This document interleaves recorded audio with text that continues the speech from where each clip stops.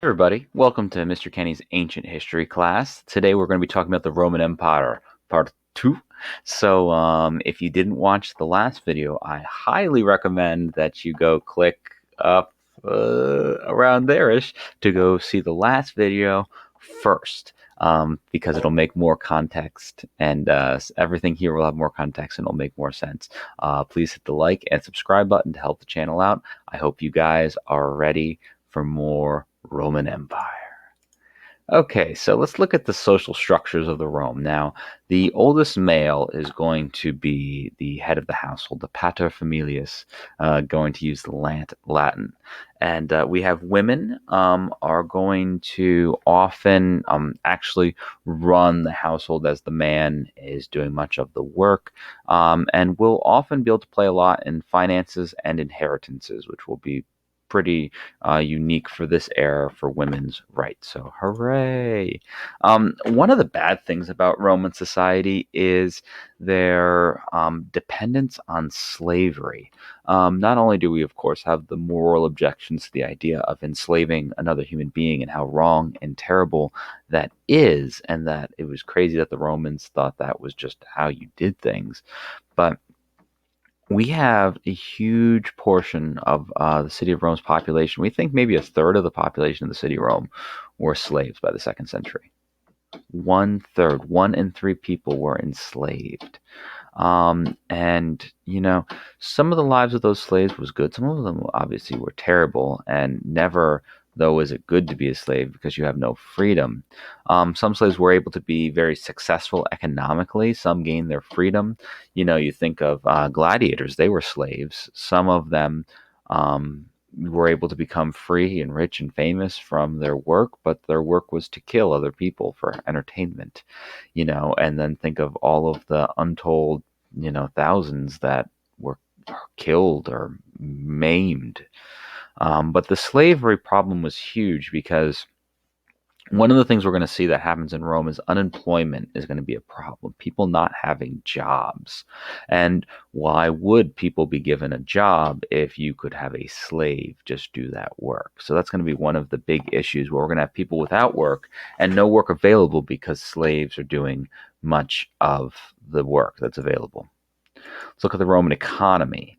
Now, one of the things about Rome, which is interesting, is this interdependence between the East and the West. You see, Rome is eventually going to split into two empires based on this, which is going to be catastrophic for the West because you see, the western lands of Rome, Hispania, Gallia, they are going to be primarily agrarian. It's a lot of farmland. You're not going to have a lot of cities. You're not going to have a lot of economic growth, but they are going to go and supply a lot of food.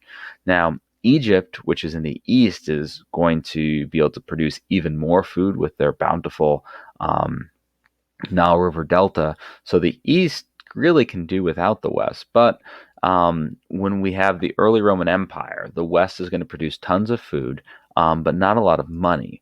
Whereas the east is going to have a lot of cities, therefore higher populations, and more money can be made from taxes. And essentially, a lot of that money from the east is going to go help prop up the west. They're going to go support the west with the money from the east. Now, why does the east have all of these cities? Well, you remember we talked about that guy, Mr. the Great, Alexander.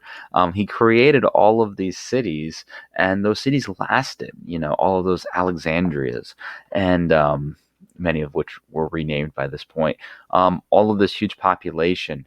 And so we're going to see just different cultures and different styles. We have, the rural west and the urban east.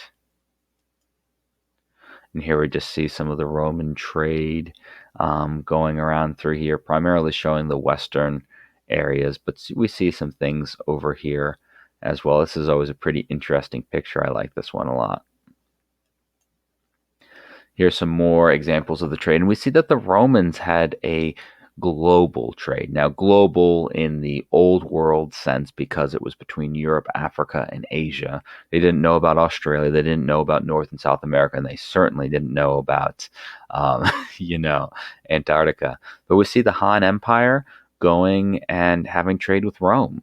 We see the Parthian Empire, the sworn enemies of Rome, the basic, essential Persian Empire, going and trading. We see the Kingdom of Meroe here. We talked about that. That's Kush. Those are the Kushites, our ancient Nubia, as the Egyptians called them. So we see India as well. We have all of these places interacting with each other, which is pretty amazing, thinking about how global the world was during the Roman Empire, and how when Rome falls, how a lot of this is going to stop. Now, let's look at some Roman architecture. Now, the Romans are going to think the Greeks are the greatest thing since sliced bread. And sliced bread hadn't even been invented yet, so even better than that. Now, they are going to borrow a lot of Greek ideas from their architecture. And we talked about that when we learned about the Etruscans and their influence. But the Romans, their whole thing is they wanted to go make things bigger and greater and last forever. Whereas the Greeks often they experimented with things and they wanted to understand how the world worked. And the Romans, very Romanly, kind of just wanted the glory of the build. So we're going to see Roman buildings are going to use many Greek architectural techniques, but they're going to be bigger, they're going to be heavier. And one of the ways they're going to accomplish this is actually the invention of concrete. Now, it's not the same mixture that we use today, but it's the same idea. In fact, Roman concrete is stronger than the concrete we use today, which is pretty cool. And that's part of the reason why we have some of these structures that, although in ruins, have lasted for 2,000 years, and partially some of them are in ruins because of these 2,000 years, because people later on went and tried to destroy them to take the stones for themselves. We have an aqueduct here pictured on the bottom, and aqueducts are just so cool. We'll talk about them more in a minute. The Roman roads.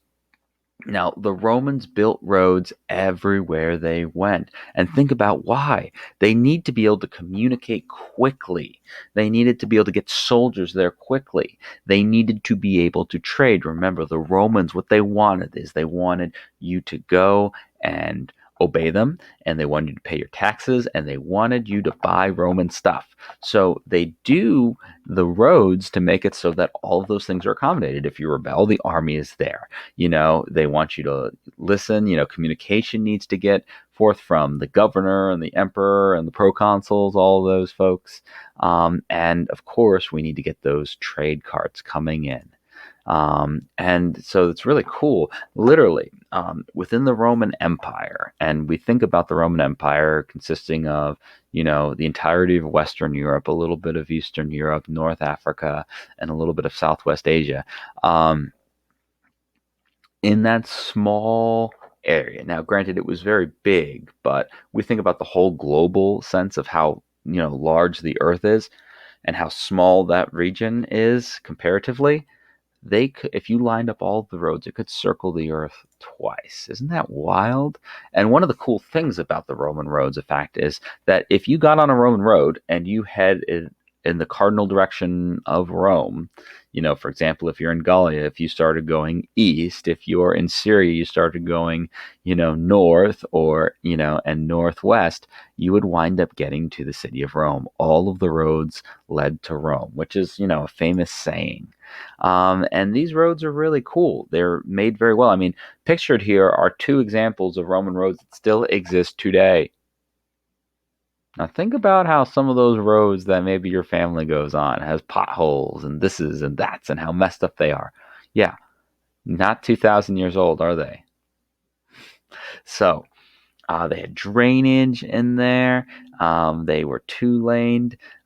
It's really cool, and it's actually interesting that the Roman road design even wound up impacting the size of trains, because it was designed for many Roman roads to have two horses, side by side walking, and then that's how when we started developing the railroad in Britain, that they designed it off the Roman roads. And so basically, the reason why train tracks are the width they are is to fit two horse butts side by side. Fun fact. I bet you that's going to be one that a lot of you guys comment in the Google Classroom like you guys do. All right. So other architectural achievements. Well, we have the Colosseum. We think about 50,000 people could be in there, and this is like, we had those Greek auditoriums, the Greek amphitheaters, where they're able to go have these plays. This is that on steroids. It is a full circle going round. It has tons of people. It was designed so that it sloped up so that you could hear from the bottom. And I mean, this thing was amazing. So anyone who loves going to sporting events can thank the Romans for the creation of basically the modern arena. They could even flood this thing and they would put in real size boats and have mock naval battles. It had ramps and elevators so we could have gladiators fighting to the death, which is, of course, sad and terrible and horrific. But then behind the gladiator pops up, a lion or a tiger that hasn't been fed in a week, so that it's really, really hungry and really, really mad. Um, it just was complete spectacle that the Romans created for entertainment. And, we still have the husk of it, the shell. There have been fires, there have been earthquakes, and there have been people pillaging the stones. There have been times like packs of wild animals lived in there. It's just, it's wild. Originally, there was a floor. This is kind of the basement we can see, but, it's 2,000 years old. Another thing that, of course, we need to talk about are the aqueducts and how they're moving water from place to place, miles and miles and miles. This is something amazing and something that's going to confound Europeans later on about, they would see these things that they could never create. And they would take them apart literally for stone, which is just sad. But still, you could find many of them still standing today in Europe. Well, folks, that is going to be our notes on Roman society and some of the things that they had done for the Roman Empire. Next time for part 3, we're going to start getting into some of the Roman emperors, which always is a fun time. Hopefully, I'll remember lots of the good and juicy stories. And I just hope you guys are doing great. Make sure to please press like and subscribe. If you have questions about this, feel free to leave them down in the comments, or which probably would be easier, leave it on Google Classroom. Alrighty, folks, you have a great day. I'll talk to you later. Bye bye.